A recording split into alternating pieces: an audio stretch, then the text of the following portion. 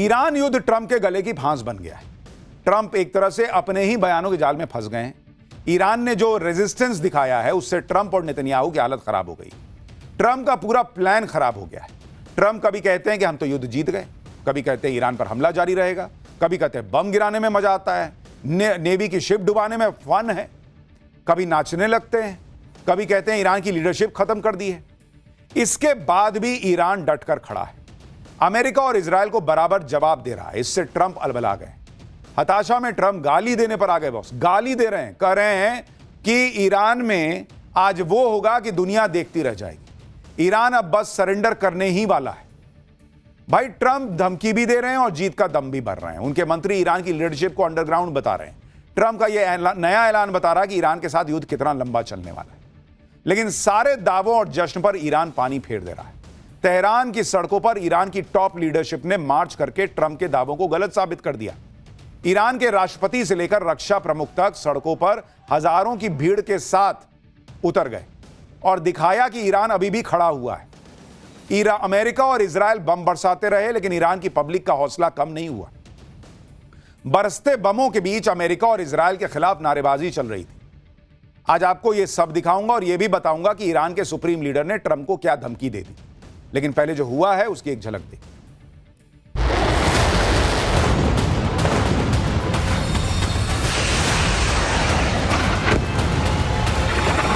A nation of terror and hate, and they're paying a big price right now.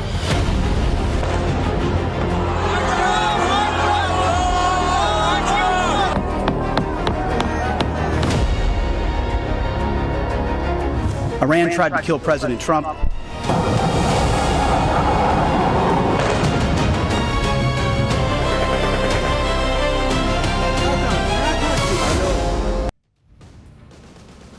Iran युद्ध अब Trump के हाथ से निकल चुका है, क्योंकि आप देखिए कि ट्रंप कैसे बहकी बहकी बातें कर रहे हैं। कल ही वो जीत का दावा कर रहे थे।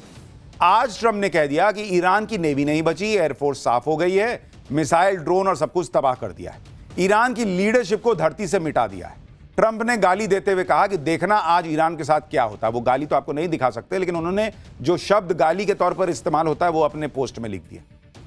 ट्रंप किस तरह से परेशान है वो आप इस बात से भी समझिए कि ईरान को नई धमकी देते हुए ट्रंप ने यहां तक कह दिया कि ये लोग पिछले 47 साल से दुनिया भर में निर्दोष लोगों को मार रहे हैं। अमेरिका का 47वां राष्ट्रपति होने के नाते अब मैं उनको मार रहा हूं।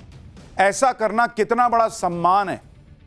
आप सोचिए, लोगों को मारना इनको सम्मान लग रहा है कि मैं बहुत अच्छा कर रहा हूं मारकर। ये वही ट्रंप हैं जो कुछ दिन पहले कह रहे थे कि ईरान के नेवी शिप डुबोने में फन है। एक वीडियो में नाच रहे थे कल। आज कह रहे हैं कि ईरान के लोगों को मारना सम्मान की बात है। लेकिन ट्रंप अपनी ही बातों में फंसते जा रहे हैं। एक तरफ कह रहे हैं सब कुछ खत्म कर दिया, दूसरी तरफ कह रहे हैं अभी और बड़ा हमला करूंगा। भाई सब कुछ खत्म ही कर दिया तो बड़ा हमला किस बात का कर रहे हैं? हमला करने की जरूरत क्या है? ट्रंप ने तो आज एक और नया दावा कर दिया कि ईरान सरेंडर करने वाला है। G7 के नेताओं को ट्रंप ने बताया कि ईरान सरेंडर बस करने ही वाला है, लेकिन वहां की लीडरशिप ही खत्म हो चुकी, इसलिए कोई सरेंडर की घोषणा नहीं कर पा रहा है। वाह बॉस, क्या लॉजिक है।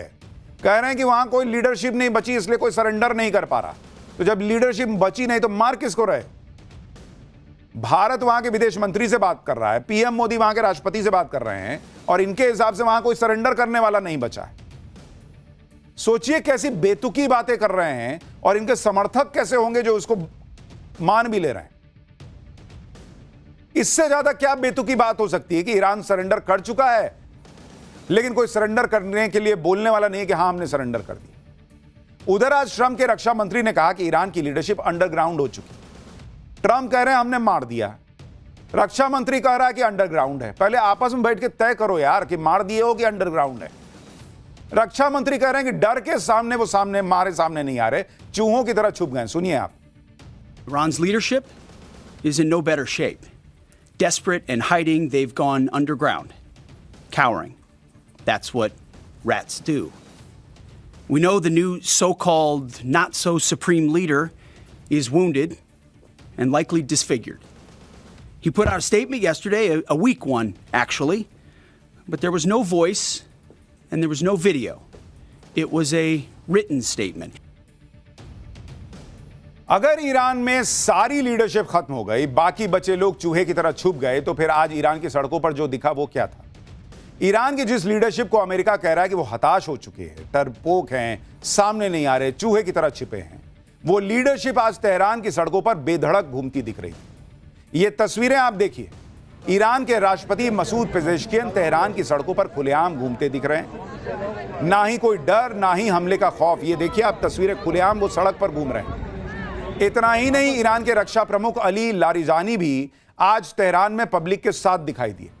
अली लारिजानी भी बेखौफ रेवोल्यूशन स्क्वायर में मार्च करते हुए दिखे। ये तस्वीरें देखिए बहुत। इसके अलावा IRGC के कई कमांडर और ईरान के सुप्रीम लीडर के सलाहकार भी इस मार्च में दिखाई दिए। यानी ईरान की पूरी टॉप लीडरशिप सड़क पे थी। अमेरिका दुनिया को नैरेटिव बेच रहा है, ट्रंप कह रहे हैं मार दिया, रक्षा मंत्री कह रहे हैं ये तो बंकर में छुपे हैं चूहे की तरह, वो वहां सड़क पर खुला नजर आ रहे हैं। ईरान ने एक AI वीडियो भी रिलीज किया जिसमें दिखाया गया कि तमाम हमलों के बाद भी कैसे ईरान टूटा नहीं और पलटवार कर रहा है। ईरान की पूरी लीडरशिप आज सड़कों पर थी और ये लोग तब खुलेआम दिख रहे थे जब एक तरफ अमेरिका इजराइल के हमले चल रहे थे, वहां पर बम गिर रहे थे, धमाकों की आवाजें आ रही थी। आप देखिए पीछे धुआं निकल रहा है, इधर पब्लिक जा रही है, उधर हमले चल रहे हैं, लेकिन ना नेता ना पब्लिक कोई वहां से भागा नहीं कि देखो देखो हमला हो गया। ये तस्वीरें तेहरान के रेवोल्यूशन स्क्वायर की हैं, जहां जुमे के दिन हजारों की भीड़ जमा हुई। इसी दौरान वहां जोरदार हमला हुआ, तेज धमाके के साथ धुएं का गुबार आसमान में फैल गया, लेकिन भीड़ को इससे कोई फर्क नहीं पड़ा। वो ट्रंप के खिलाफ नारेबाजी करने लगी, अमेरिका के खिलाफ नारेबाजी करने लगी। आप देखिए तस्वीरें एक बार।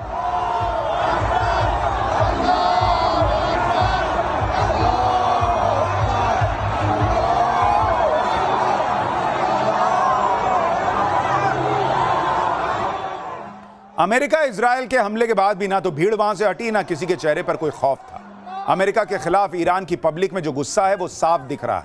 ईरान में तो लोग अलग अलग तरह से प्रोटेस्ट कर रहे हैं। एक ताबूत को अमेरिका और इजराइल के झंडे से लपेटकर उसमें कील ठोक रहे हैं, यानी वो दिखा रहे हैं कि ईरान पर हमला करके अमेरिका इजराइल ने अपने लिए मुसीबत मोल ली है, अपने ताबूत पे आखिरी कील ठोक ली। अमेरिका ने यह सोचकर ईरान पर युद्ध किया था कि वहां की रिजीम हटा देंगे, अपने मनमर्जी का नेता बना देंगे। यहां उल्टा हो गया। ईरान में जो सत्ता में है उसके लिए तो गजब का सपोर्ट बढ़ गया, वो कमजोर होने की जगह मजबूत हो गए। ये तस्वीरें देखिए, अमेरिकी हमले में मारे गए ईरान के कमांडरों की अंतिम यात्रा निकल गई। तेहरान के रेवोल्यूशन स्क्वायर पर हजारों लोगों की भीड़ पहुंची हुई थी। देख रहे हैं, पैर रखने की जगह नहीं। लोगों ने अपने शहीद कमांडर्स को श्रद्धांजलि दी और नारे लगाए। कमांडर्स को श्रद्धांजलि देने आए लोगों ने पोस्टर भी लहराए जिसमें लिखा हुआ था हार्ड रिवेंज कंटिन्यूज, यानी ईरान पूरी ताकत से बदला लेता रहेगा। यानी ईरान और ईरान के लोगों का मैसेज क्लियर है कि ईरान मर जाने को तैयार है, लेकिन ट्रंप के सामने झुकने को तैयार नहीं है। फिर भी ट्रंप यह कह रहे हैं कि ईरान तो सरेंडर करने वाला है। अगर यही बात होती तो फिर ट्रंप ने क्यों आज दुनिया से कह दिया कि जाओ रूस का तेल खरीद लो? मैं सबको कहता हूं जाओ खरीदो। जिस रूस के तेल के लिए ट्रंप दुनिया से लड़ गए कि रूस का तेल ना खरीदो, आज ईरान युद्ध ने ट्रंप के सामने ऐसी नौबत ला दी जिसमें ट्रंप खुद कह रहे हैं कि जाओ रूस का तेल खरीद लो जितना खरीदना है। आप देखिए कि अमेरिका ने रूस से कच्चा तेल खरीदने में छूट दे दी है। यह छूट उन सभी देशों के लिए है जो रूस से कच्चा तेल खरीदना चाहते हैं। इसके तहत समुद्र में जो रशियन ऑयल जहाजों पर लदा है उसे खरीदा जा सकता है। रूस से तेल खरीद पर 11 अप्रैल तक छूट लागू रहेगी। अब अगर ट्रंप दावा कर रहे हैं कि ईरान को वो हरा चुके, तो रूस के कच्चे तेल पे छूट क्यों दिए भाई? ईरान को हरा दिए, ईरान अब न तब सरेंडर करने वाला है, तो स्ट्रेट ऑफ हॉर्मुज तो आप कभी भी खुलवा लोगे। स्ट्रेट ऑफ हॉर्मुज खुल जाएगा, तेल की कीमत कम हो जाएगी। तो क्यों दुनिया से कह रहे हो जाओ रूस का तेल खरीदो, जो दुनिया से कह रहे थे कि मत खरीदना मत खरीदना? अमेरिका का, ट्रंप का रूस का तेल खरीदने की इजाजत देना बता रहा है कि यह युद्ध अभी खत्म नहीं होने वाला। इसी रशियन क्रूड ऑयल को लेकर ट्रंप ने कितना बवाल किया था बॉस। रूस से तेल खरीदने वाले भारत पर आरोप लगा दिया था कि भारत रूस से तेल खरीद के यूक्रेन युद्ध को स्पॉन्सर कर रहा है। अब रशियन क्रूड ऑयल पर प्रतिबंध हटाकर ट्रंप किसका युद्ध स्पॉन्सर कर रहे हैं? ट्रंप ने तो रूस का उल्टा जबरदस्त फायदा करा दिया बॉस। आप देखिए, इतना हाहाकार मचा है तो रूस से तेल खरीदने के लिए जो है वो लोग लाइन में लगे हुए हैं और रूस पे पैसा बरस रहा है। ईरान युद्ध के बाद अगर आप देखेंगे, रूस का फायदा देखिए कितना ज्यादा हो गया ट्रंप के इस सनक की वजह से। पिछले 14 दिन में पिछले 14 दिन में अगर आप देखेंगे रूस की जो कमाई हुई है वो हुई है 63,600 करोड़ की कमाई हुई है रूस को, सिर्फ तेल बेच के बॉस। और इसके अलावा तेल के दाम बढ़ने से रूस का फायदा 1400 करोड़ पर डे का हो रहा है, पर डे। अब आप सोचिए, तो डोनाल्ड ट्रंप को पता ही नहीं है भाई करना क्या है, ये वाला हिसाब लग रहा है। ट्रंप को ईरान युद्ध से कुछ भी हासिल नहीं हो रहा, उल्टे वो अपने दुश्मन रूस और चीन का फायदा करा रहे हैं। लेकिन ट्रंप चाहकर भी ईरान युद्ध से निकल नहीं पा रहे, भले ही उनके दुश्मनों को फायदा हो रहा है, भले ही उनका खुद का नुकसान हो रहा है। ईरान युद्ध में अमेरिका को एक और बड़ा झटका लगा। इराक में अमेरिकी वायुसेना का KC-135 प्लेन क्रैश हो गया। इस घटना में प्लेन में सवार 4 अमेरिकी सैनिकों की मौत हो गई। अब तक इस युद्ध में अमेरिका के 10 सैनिक मारे जा चुके हैं। ईरान का समर्थन करने वाले इराक रेजिस्टेंस फ्रंट के लड़ाकों ने अमेरिकी विमान को मार गिराने का दावा किया है। हालांकि अमेरिकी सेना ने इसे एक हादसा बताया है। अमेरिकी सेना का KC-135 बोइंग कंपनी का बनाया रिफ्यूलिंग प्लेन है, जो वॉर जोन में उड़ रहे फाइटर जेट्स और दूसरे एयरक्राफ्ट्स में हवा में ही फ्यूल भरता है। इसलिए लंबी दूरी के मिशन के लिए KC-135 को काफी अहम माना जाता है। वैसे तो इस प्लेन में 37 सैनिक बैठ सकते हैं, लेकिन आमतौर पर इस प्लेन में 3 क्रू मेंबर रहते हैं, एक पायलट, एक को पायलट और एक क्रू मेंबर एयरक्राफ्ट्स में फ्यूल भरने के लिए। इसमें इस्तेमाल होने वाले बूम को ऑपरेट करता है। यह प्लेन एक बार में 90,000 लीटर फ्यूल लेकर उड़ान भर सकता है। KC-135 पिछले 70 सालों से अमेरिकी वायुसेना में ऑपरेशनल है। KC-135 वेस्ट ईरान के साथ युद्ध शुरू होने के बाद गिरने वाला अमेरिका का चौथा प्लेन बन गया है। इससे पहले कुवैत में अमेरिका के 3 F-15 फाइटर जेट गिर चुके हैं। अमेरिका के प्लेन गिर रहे हैं, उसे नुकसान हो रहा है। अब डोनाल्ड ट्रंप दुनिया को नहीं बता रहे कि 4 गिर गए, 5 गिर गए, 10 गिर गए, 11 गिर गए। भारत पाक युद्ध का तो बड़ा बताते थे भाई साहब, आप हर दिन बढ़ा के बताते थे कि नहीं 6, न 8, न 4, न 10, न 15। आप बताइए अपने कितने गिर गए। ट्रंप तो अपनी ही दुनिया में है। इसी बीच ईरान ने एक और बड़ा दावा कर दिया।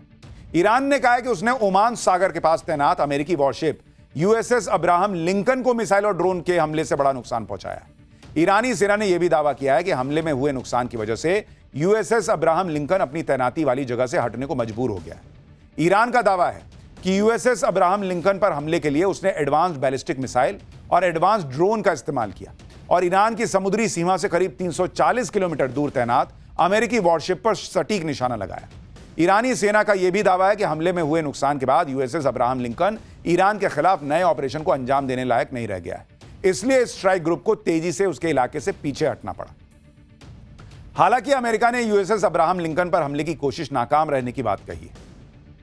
जिस तरह ट्रंप जीत का दावा कर रहे हैं, उससे सवाल यह भी उठ रहा है कि अमेरिका इतनी बड़ी ताकत है तो क्यों स्ट्रेट ऑफ हॉर्मुज खुलवा नहीं देता। जब स्ट्रेट ऑफ हॉर्मुज की बात आई तो अमेरिका ने हाथ खड़े कर दिए। अमेरिका के रक्षा मंत्री और सेना प्रमुख ने आज कहा कि स्ट्रेट ऑफ हॉर्मुज में अभी भी ईरान के पास जहाजों पर हमला करने की क्षमता है।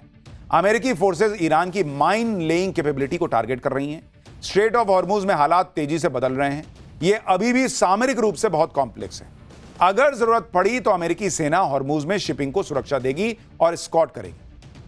अरे भाई, यही तो जरूरत का समय है, करो ना जहाजों को स्कॉट, दो सुरक्षा। मुहूर्त देख रहे हो, क्या सोच के बैठे हुए हो कि नहीं हम देंगे? कब दोगे? अमेरिका इसमें हाथ खड़े कर रहा है। आज तो गजब ही हो गया, जब अमेरिका के रक्षा मंत्री से पूछा गया कि स्ट्रेट ऑफ हॉर्मुज क्यों नहीं खुलवा रहे हैं, तो कह रहे हैं कि स्ट्रेट ऑफ हॉर्मुज तो खुल जाता, लेकिन ईरान जहाजों पर गोलियां चला रहा है। तो गोली नहीं चलाएगा तो वहां पे फूल बरसाएगा। सुनिए जरा भाई साहब क्या कह रहे हैं।